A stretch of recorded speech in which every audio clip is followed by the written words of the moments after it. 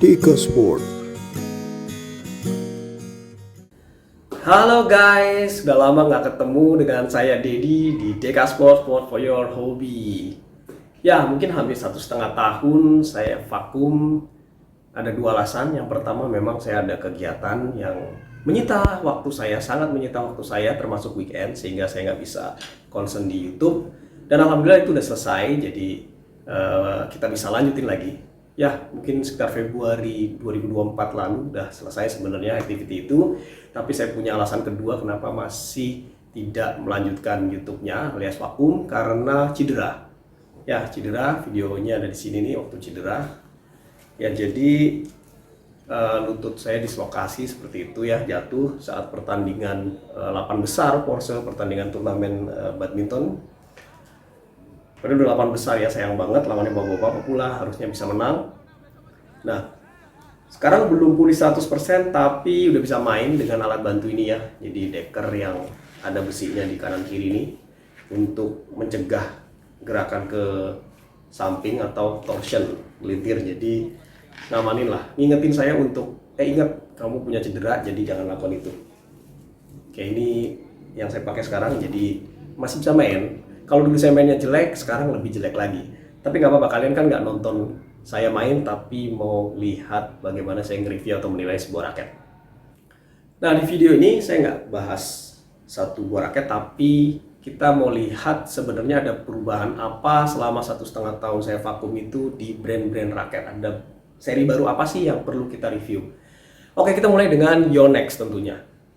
Yonex, sang penguasa pasar raket badminton. Oke.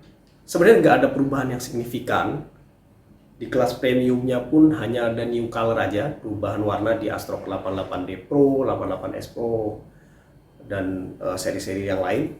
Bahkan untuk yang Astrok 99 Pro pun masih yang White Tiger masih dijual. Kemudian yang agak lumayan baru itu Axaber 7 Pro dan Axaber 11 Pro, itu pun sebenarnya udah pernah saya review sebelum kita vakum yang seri playnya. Kemudian untuk seri di level mediumnya, di kelas medium itu ya harga-harga sekitar 800.000, 1,5 juta, 1,2. Ini biasanya kodenya adalah seri Tour. Ini contohnya Astro Tour 9100, kemudian seri Game, contohnya 88D Game. Nah, ini saya janji mau saya review, kemarin udah saya coba sebenarnya tapi keburu cedera, jadi kita tunda setelah video ini. Mungkin yang pertama kali saya akan review adalah 88D Game. Oke, selanjutnya di seri low end. Di seri low end pun ada dua ya, ada dua kelas. Yang pertama yang di atas 500 ribuan, biasanya adalah dengan seri play. Contohnya ada Axaber 11 Play yang pernah saya review, kemudian 88D Play, 88S Play, kemudian Astrok 99 Play. Seperti itu ya, itu yang lumayan enak, harganya di sekitaran 600 sampai 800 ribuan. Kemudian untuk low end, yang very low endnya Yonex, itu pun sebenarnya masih lumayan harganya, masih di bawah 500 ribuan, artinya ada yang sampai 500 ribuan. Itu ada seri apa sih yang baru? Yang baru adalah seri Nano Ray 72 dan Axaber 73 Lite Rudy Hartono. Nah, kalau ini yang versi sebelumnya nih, 70 Lite dan 71 Lite. Nah, kita perlu tahu sebenarnya hanya berubah nama dan tampilannya saja atau spek dan performance-nya atau feeling-nya berubah. Kita nanti sepertinya perlu kita tes nih. Untuk yang seri yang lain relatifly tidak ada yang baru, baik itu seri Voltric maupun seri Axaber, seri Lindan di Chongwei relatifly tidak banyak perubahan. Berikutnya adalah dari brand Li-Ning. Brand Li-Ning dari China. Nah, untuk seri premium itu sepertinya ada yang baru, yaitu Bladex 60, 70, 90 dan AX Force 80. Itu adalah seri-seri baru dari Li-Ning, sebenarnya nggak baru-baru banget juga. Nah, yang menarik di Li-Ning itu memang dia sangat powerful dan sangat menarik di kelas medium.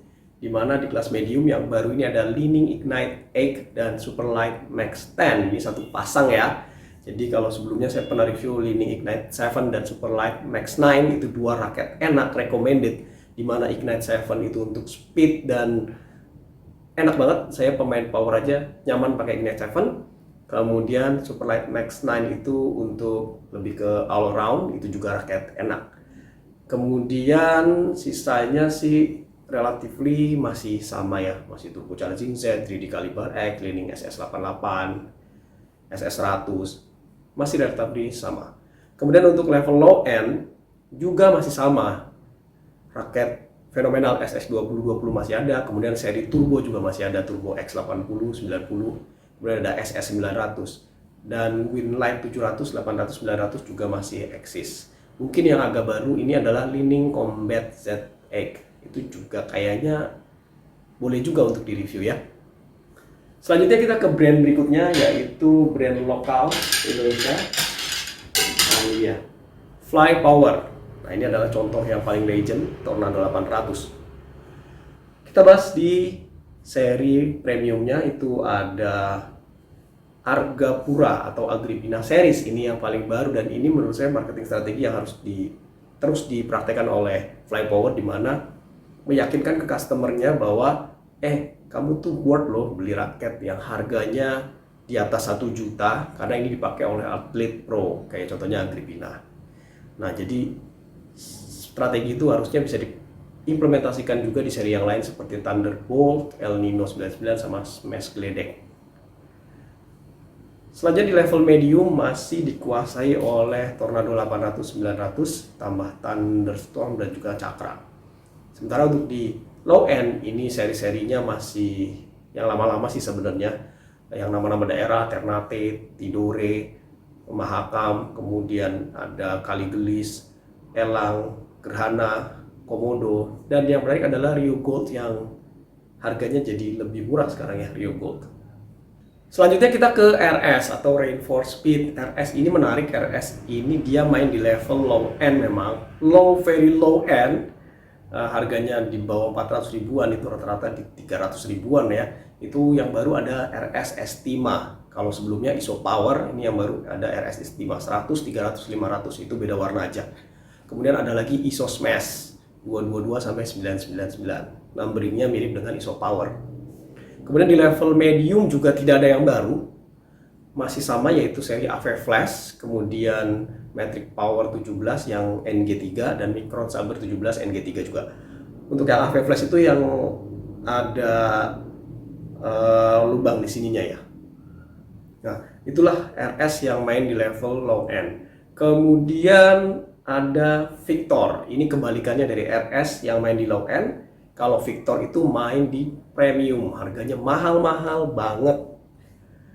Contohnya adalah yang di level premium yang paling baru itu ada Spider-Man, itu harganya hampir mencapai 4 juta rupiah. Wow. Lah ini raket sultan lah, kalau punya raket ini ya pasti duitnya banyak. Kemudian yang cukup baru dan cukup sepertinya sangat menarik, yaitu Thruster Falcon Hendra Setiawan, itu juga harganya 3 jutaan. Kemudian ada juga Thruster Tai Su Ying. Jadi biasanya pakai nama-nama atlet yang pakai itu dikasih nama ke seri raketnya. Kalau yang versi standarnya ada Thruster K777, itu pernah saya review ya, udah lama banget. Kemudian ada Aura Speed, Ryuga, dan Jet Speed. Kemudian untuk di level mediumnya pun masih tinggi ya, 500.000 sampai 2 jutaan. Contohnya ada Aura Speed 3200, Thruster KHML, ini yang HML itu yang light ya, yang 5U. Kemudian ada Thruster KHMR atau Hammer, ini new color nih. Kalau yang pernah saya review itu yang warnanya pink ungu, itu 4U. Ini raket sangat recommended terutama buat kalian yang butuh lob-loban. Kalau kita lawan bapak-bapak itu suka di lob serang, bapak-bapak itu sukanya main lob bukan smash. Nah kalau kamu di lob serang pakai Thruster KHMR ini setidaknya bisa ngimbangin lobnya juga. Kemudian ada Victor Drive X dan juga Challenger 9500, dan termasuk Brave Sword. Ini yang saya pegang adalah Victor Brave Sword. Ya dari Victor apa yang mau saya review ya, harganya mahal-mahal banget. Kita next aja lah ya. Kita ke brand berikutnya, yaitu brand yang saya belum pernah review sama sekali. Ini brand baru tapi cukup ramai. Saya pernah ditanyain, Bang, merek 100 itu raketnya oke nggak sih kalau saya beli? Saya belum bisa jawab karena saya belum pernah tes. Nah, yang menarik adalah dia benar-benar masuk di very low end, bahkan lebih rendah daripada RS, di mana harganya ada yang mencapai 180.000, itu hampir mirip dengan raket KW.